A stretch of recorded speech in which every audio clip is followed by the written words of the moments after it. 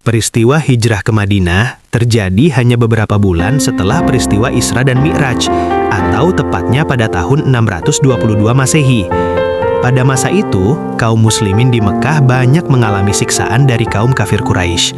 Karena selalu mengalami siksaan, satu persatu dari kaum muslimin pun memutuskan untuk pindah atau hijrah ke Madinah. Rasulullah tidak melarang mereka, akan tetapi Rasulullah sendiri masih bertahan di Mekah karena beliau masih menunggu perintah dari Allah. Di saat yang sama, Abu Bakar juga masih berada di Mekah bersama dengan Rasulullah. Seiring berjalannya waktu, kaum kafir Quraisy Mekah mulai menyadari kalau satu persatu dari kaum muslimin sudah pindah ke Madinah. Hal ini tentu saja membuat mereka khawatir. Mereka takut kalau semua orang-orang Islam ini pindah ke Madinah, Islam pasti akan berkembang di sana. Dan kalau Islam sudah maju, pastinya Madinah akan menjadi saingan terberat mereka.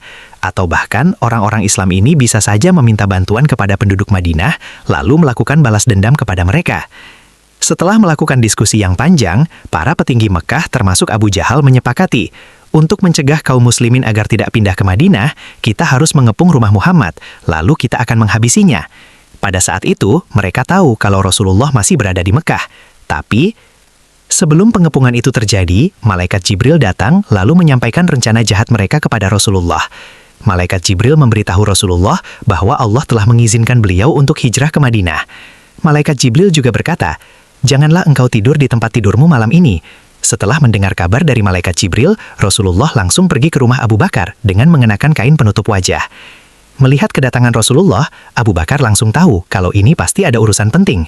Di hadapan Abu Bakar, Rasulullah berkata, "Wahai Abu Bakar, terimalah kabar gembira, aku sudah diizinkan untuk berhijrah." Mendengar ucapan Rasulullah dengan semangat, Abu Bakar berkata, "Wahai Rasulullah, apakah aku boleh menemanimu untuk berhijrah?" Rasulullah menjawab, "Iya, Allah telah memilihmu untuk menemaniku." Yang menjadi pertanyaannya sekarang, kenapa Allah hanya memilih Abu Bakar untuk menemani Rasulullah dalam hijrah beliau? Kenapa Allah tidak memilih beberapa orang untuk mengawal Rasulullah dalam hijrahnya?